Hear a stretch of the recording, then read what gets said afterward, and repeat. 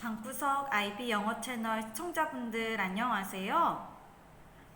현재 세계적으로 페미니즘 사조가 유행을 하고 있는데요. 방송이나 언론에서 가장 자주 들리는 키워드들 중 하나도 바로 이 페미니즘, 여성의 성평등 운동입니다. 그런데 페미니즘 키워드는 과거에도 있었는데 왜 현재 와서 이렇게 세계적으로 그리고 국내에서 큰 이슈가 되고 국내 문학계뿐 아니라 IB 영어 문학과정에서도 중요한 키워드로 다루고 학생들에게 페미니즘 문학 작품을 의무적으로 가르치고 있는 걸까요? 그리고 페미니즘의 정확한 의미가 무엇인지 알고 계신가요? 오늘은 IB 영어 과정에서 학생들이 필수적으로 배우는 그 키워드 주제 중 하나인 페미니즘에 대해서 한번 대화를 나눠보고 그 의미와 또 문학작품 속에 어떻게 반영이 되어 있고 우리가 페미니즘 관점에서 문학작품들을 어떻게 바라볼 수 있는지 그 해석들을 함께 공유하는 시간을 가져봤으면 해요. 그런데 당연히 제가 수업하는 학생들 중 반은 여학생이고 반 정도는 남학생인데 이 페미니즘 주제에 대해서 학습하기에 앞서서 먼저 왜 이 주제를 IB 영어 과정에서 중요하게 다루는지 또 왜 세계적으로 이 키워드가 화제가 되고 있는지 먼저 자세하게 설명을 하고 그리고 양해를 구하고 수업을 진행을 하고 있어요.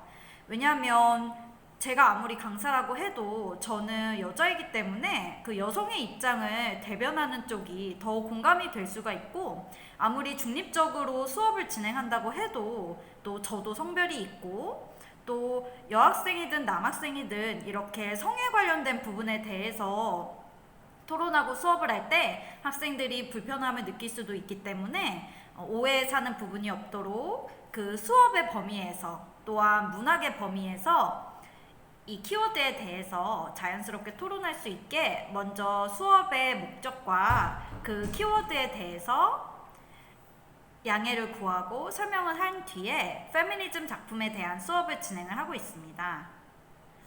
학생들은 페미니즘 하면 머릿속에 가장 먼저 뭐가 떠오르나요? 현재 한국에서 이슈가 되고 있는 온라인상에 뭐 남혐, 여혐, 탈코르셋, 뭐 한남충, 김치녀 이런 자극적인 단어들이나 그 온라인상에 좀 보기 힘든 그런 과격한 성별 싸움이 생각이 나시나요? 아니면 과거의 문학작품이나 영화들 속에서 여성들이 주도적으로 자신의 삶을 개척하고 결혼 제도나 그 남성에게 의지하지 않고 스스로의 삶을 개척해 나가는 그런 멋진 모습들이나 세계 글로벌 기업들에서 자신의 분야에서 또한 스포츠에서 멋지게 활약하는 그런 여성 CEO나 여성 선수들이 먼저 떠오르시나요? 저는 얼마 전에 그 올림픽에서 국내 국가대표 선수들이 무기를 다루는 종목들에서 뭐 양궁, 펜싱, 사격 이런 종목들에서 금메달을 따는 모습을 보고 공정하게 스포츠로 승부를 하는 그런 국제 무대에서 우리나라 여성 선수들이 메달을 따는 모습을 보면서 아 정말 우리나라도 이런 성별에 상관없는 평등 사회에 진입했구나 그런 생각이 들면서 정말 뿌듯했어요. 그런데 사실 진정한 성평등의 사회에 진입을 한다면 우리가 이렇게 뭐 여자 선수, 남자 선수 이렇게 성별을 붙이는 것조차 점차 사라지게 되겠죠. 그리고 실제적으로 직업의 이름 안에 특정 성별이 들어가지 않도록 언어를 순화하는 움직임도 세계적으로 활발하게 이루어지고 있습니다. 그런데 국내 상황은 이렇게 교육이라든지 공무원이나 국가의 중요 요직에 지원할 때 법적으로 성별의 차별이 없도록 정해져 있고 또 직접적으로 뭐 여성이라는 이유로 남성이라는 이유로 특별히 불이익을 받거나 어떤 차별이 없는 것처럼 보이는데요. 그런데도 왜 우리는 페미니즘에 대해서 토론하고 배우고 그 작품들을 IB 과정에서조차 의무적으로 배워야 할까요?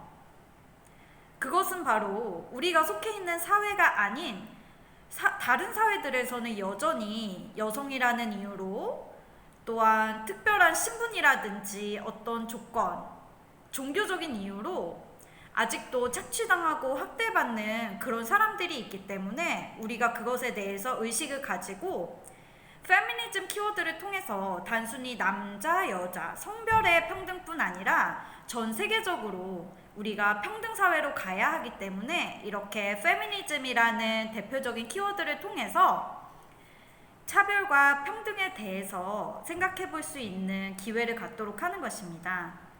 그래서 저도 학생들에게 수업을 할 때 항상 페미니즘이라는 키워드로 우리가 공부를 하지만 이것이 비단 남자, 여자, 성평등에 대한 것이 아니라 근본적으로는 평등 사회를 가기 위한 그런 수업이라는 것을 늘 미리 말을 해주고 있어요.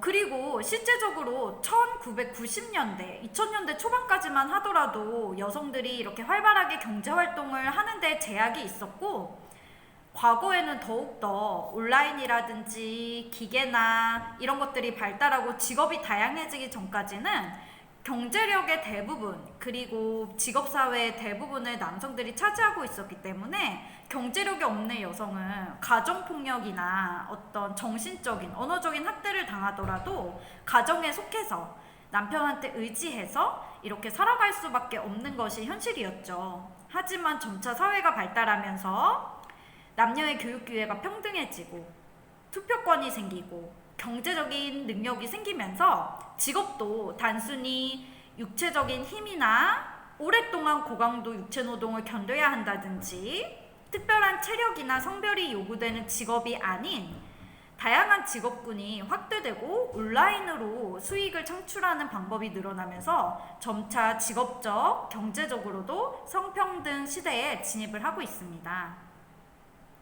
이렇게 페미니즘 사조에 대해서 전반적으로 말씀을 드렸는데요. 그렇다면 IB 영어 과정에서 다루고 있는 페미니즘 작품들은 무엇이 있을까요? 사실 어떤 작품이든 여성의 인권에 관련된 부분은 우리가 페미니즘적인 관점으로 분석을 할 수 있는데요. 대표적으로 1980년대와 90년대에 활발하게 활동을 했던 제가 할로윈 때도 소개를 드린 작품이죠. 그 안젤라 카터라는 작가가 있습니다. 그리고 또 아프리칸 문학 중에서는 단편 소설로 잘 알려진 숨통이라는 단편집을 쓴 치아만다 응고지 아디치에라는 작가가 그 여성 화자의 시점에서 이렇게 단편집을 썼고요. 아프리칸 문학 작품을 배우는 학교에서 또 페미니즘 키워드를 가지고 널리 배우는 작품 중에 하나입니다. 또 희곡으로 소개해드렸던 로레인 한스베리의 A Raisin in the Sun, 이 작품 역시도 다양한 여성 주인공들이 등장하면서 또 여성의 인권이라든지 결혼관이라든지 직업관에 대해서 다루고 있습니다. 또 고전 중에서는 중등 과정에서도 많이 배우고 있는 제인 오스틴의 오만과 편견. 당시에는 여성 작가조차도 매우 드물었던 시기에 결혼이라는 것을 통해서 여성의 어떤 지위나 그 10대 이후에 나머지 모든 삶이 결정되던 시대에 결혼을 거부하고 주도적으로 자신의 삶을 선택하는 그런 고민이 담긴 그런 작품이죠. 고전 페미니즘의 고전 작품이라고 할 수가 있습니다. 또 디스토피아 소설로도 많이 다뤄지고 있는 핸즈메이드 테일, 넷플릭스 드라마로도 화제가 되었는데요. 시녀 이야기라는 작품 속에서는 이 작품은 출간된 지 좀 기간이 좀 됐는데요. 성이나 권력, 대리출산 문제에 대해서 다루고 있는 작품으로 최근에 다시 세계적으로 널리 읽히고 IB 과정을 진행하는 국제학교에서 많이 다루고 있는 작품입니다. 그리고 국내 소설을 제가 한 편을 소개하고 싶은데요. 저는 국내 소설 중에서 그 페미니즘 작품 중에 가장 대표적인 현대 소설을 꼽으라면 제목이 다소 충격적인데요. 양귀자 소설가의 그 국내에 그 국어 시험에도 교과서에도 자주 등장하는 유명한 소설가신데요. 나는 소망한다 내게 금지된 것을.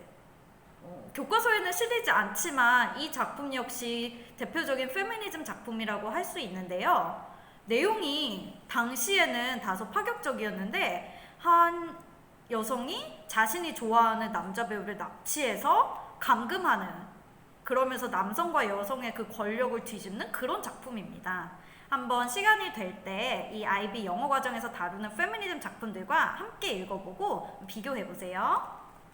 그리고 오히려 반대로 그 여성의 어떤 성 착취라든지 여성 인권 탄압이 나타나 있는 작품, 그 남성 작가들의 작품을 통해서 페미니즘 관점을 가지고 당시의 인권 문제를 재조명하는 관점에서 작품을 살펴본다면 대표적으로 현대 사회에 문제가 되고 있는 그 여성 연쇄살인, 뭐 여성 청소년 여성 범죄 문제 같은 것을 다룰 수 있는 그 perfume, 향수라는 작품을 살펴볼 수 있는데요. 이 작품 속에서 그 우수한 향수를 만들기 위해서 그 죄 없는 여성들을 무자비하게 죽인 것들을 이제 페미니즘 관점에서 사회 문제와 연관지어서 우리가 비판할 수가 있겠죠. 그리고 또 디스토피아 소설로 소개해드렸던 Brave New World, 멋진 신세계, 이 작품의 경우도 이제 남성 작가의 시점에서 쓰였기 때문에 어떤 여성의 신체나 그런 성적인 것을 쾌락의 도구로 그려지고 마지막 부분에 그 야만인이 자신을 좋아하는 여성을 사람들 앞에서 무자비하게 그 폭행하는 장면이 나와서 아무리 쓰여진 지가 오래됐다 해도 저도 이 작품을 읽으면서 굉장히 불편하고 놀랐었는데요. 이 작품도 현대 페미니즘 관점에서 비판할 수 있는 부분이 담겨있는 그런 작품입니다. 이렇게 작품들은 다양하게 학생들이 살펴보고 당시의 시대상과 연관지어서 여성의 인권 문제에 대해서 또 성결정권이라든지 경제력이라든지 정신적인 부분이나 언어적 학대에 대한 부분을 함께 살펴볼 수 있고요. 제가 또 한 가지 말씀드리고 싶은 부분은 아무래도 IB 과정은 10대 후반 고학년 학생들이 재학하는 과정이기 때문에 페미니즘 작품 중에서는 특히 성에 대한 부분이 한국 청소년들에게는 낯설 정도로 과감하게 묘사가 된 부분들이 있습니다. 그래서 현재 이 안젤라 카터의 작품을 배우고 있는 학생이 그런 노골적인 어떤 옷을 벗는 장면이라든지 스킨십 장면이라든지 이런 부분에서 좀 불편함을 느끼고 어떻게 해석해야 하는지 또 에세이에 어떻게 옮겨야 하는지 당황스러워하는 학생이 있었어요. 그런데 저는 그 부분에 대해서 이렇게 생각해요. 아무래도 교육과정이 그 서유럽에서 만들어진 과정이다 보니까 성에 대해서 국내 공교육 과정보다는 더 과감하고 또 그것을 직접적인 매체가 아니라 이 문학이라는 간접적인 도구를 통해서 학생들이 직접 성에 대해서 성이라는 것의 권력을 위한 악용이라든지 또 자신의 성결정권, 10대의 사랑에 대해서 직접 생각해 볼 수 있는 기회를 준다고 생각을 하고요. 또 아무래도 IB 과정이 예비 대학 과정이다 보니 학생들을 이미 성인에 준하는 그런 수준으로 대접을 하기 때문에 이렇게 과감한 작품들을 다룬다고 생각을 하고 또 굳이 그런 성에 관련된 신체에 관련된 부분과 연관을 짓지 않는다고 하더라도 우리가 현대에는 잘 느끼지 못하더라도 과거에 보이지 않는 부분에서 목소리를 낼 수 없는 약자들이 한편에서는 이런 신체적으로 성적으로 학대당하고 착취당했던 부분들에 대해서 우리가 잊지 말고 기억해야 하기 때문에 다소 불편하더라도 학생들에게 이렇게 과감한 작품을 읽도록 하고 거기에 대해서 토론하고 또 에세이로 적어보도록 하시는 게 아닌가 해요.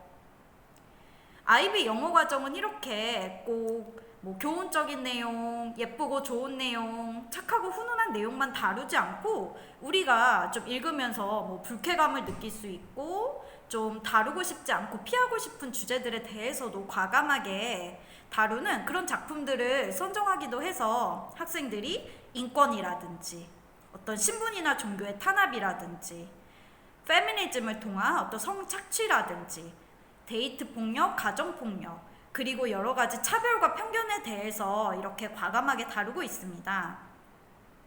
그리고 또 페미니즘 사조를 공부할 때 남학생들 중에서 역차별 문제에 대해서 이의를 제기하는 학생들도 있어요. 그런데 저는 본인의 입장에서 그렇게 역차별적인 부분을 느꼈다면 그 부분을 에세이에 담아도 좋다고 생각을 해요. 왜냐하면 페미니즘이라는 것은 단순히 여성이 언제나 남성에게 약자이다 이런 관점이 아니라 궁극적으로는 평등을 지향하는 것이기 때문에 역차별 문제에 대해서 적절한 예시를 들어서 문학작품과 함께 어떤 프레젠테이션 발표라든지 에세이에 적용을 해도 좋지만 이 경우에는 좀 더 조심스럽게 접근을 해서 또 자신의 논점이 흐려지지 않도록 또한 자신의 특정 성별로 인해서 주관적으로 전개하지 않도록 객관성을 높이면서 그렇게 잘 적용을 해야겠죠.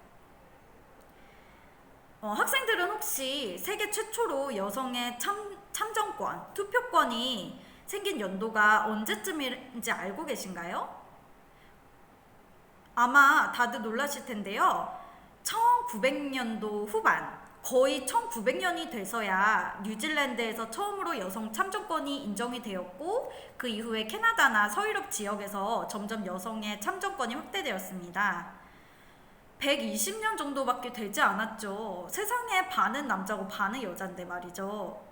그런데도 불구하고 이런 페미니즘 사조를 가지고 당당하게 문학계에서 그리고 전 세계의 여러 분야에서 활약하는 다양한 작가들과 그리고 다양한 각 분야의 사회 계층의 또 자신의 분야에 목소리를 내는 그런 인권 운동가들 덕분에 우리가 점차 성별에 구애받지 않는 그 어떤 신분이나 종교나 인종이나 출신이나 모든 것들로부터 점점 더 자유로워지고 편견이 없고 차별이 없는 사회로 가기 위한 그런 세계로 접어들고 있습니다. 그리고 그런 것들에 이 온라인이라는 것이 매우 크게 기여를 하고 있죠. 온라인 세상에서는 우리가 얼굴을 볼 수 없고 또 컨텐츠를 가지고 소통하고 컨텐츠로 활동을 하기 때문이죠. 그래서 학생들이 페미니즘 사조에 대해서 너무 불편하게만 느끼지도 말고 또 너무 멀게만 느끼지도 말고 궁극적으로 내가 일상에서 내가 살아가면서 느꼈던 편견이나 차별은 뭐가 있었나, 그리고 과거의 역사 속에서 또 문학작품 속에서 여성들이 어떻게 피해를 받았고 또 우리 사회의 다른 곳에서는 아직도 어떻게 그런 여성의 인권 탄압이나 성착취가 일어나고 있는지 그런 부분에 대해서 한번 조사하면서 궁극적으로 아이비 교육이 추구하는 전 세계의 평등사회, 그런 평등 인권에 대한 인식을 가진 그런 국제 인재, 그런 마인드를 키워갔으면 좋겠어요. 그것이 바로 제가 학생들을 수업할 때 제가 특정 성별을 가진 강사라고 해서 또 페미니즘 사조에 대해서 교육을 한다고 해서 한 성별의 입장에서만 수업을 진행하지 않는 이유인데요. 이렇게 다소 불편할 수 있는 페미니즘 사조에 대해서 제가 추천해드린 작품도 좋고 또 본인이 가지고 있는 문학 작품도 좋고 그렇게 여러 작품들을 페미니즘 관점에서 한번 다시 생각해보고 거기에 대해서 간단하게 에세이를 적어보세요. 그리고 페미니즘 관점에서 시작해서 작품 안에 드러난 약자와 차별받는 대상, 소외된 집단에 대해서도 점점 생각을 넓혀가보세요. 이렇게 우리의 관심과 또한 토론과 목소리를 내는 과정을 통해서 점차 이 세계도 여러 가지 편견과 차별이 사라지면서 아이비 교육과 또한 교육 자체가 추구하는 그런 평등사회로 진입하게 되기를 아이비 영어 강사인 저도 너무나 바라고 있습니다. 오늘 다소 어렵고 불편한 주제일 수 있는데요. 이렇게 페미니즘 사조에 대해서 왜 이 페미니즘 키워드가 세계적으로 이렇게 화두가 되고 있고 국내뿐 아니라 아이비 영어 과정에서도 이렇게 의무적으로 다루고 있는지 또 관련된 작품들은 뭐가 있는지 살펴봤는데요. 학생들에게 조금이라도 아이비 영어 교육과정과 그 페미니즘 사조에 대해서 이해를 도울 수 있었다면 좋겠어요. 오늘도 영상 시청해주셔서 감사합니다.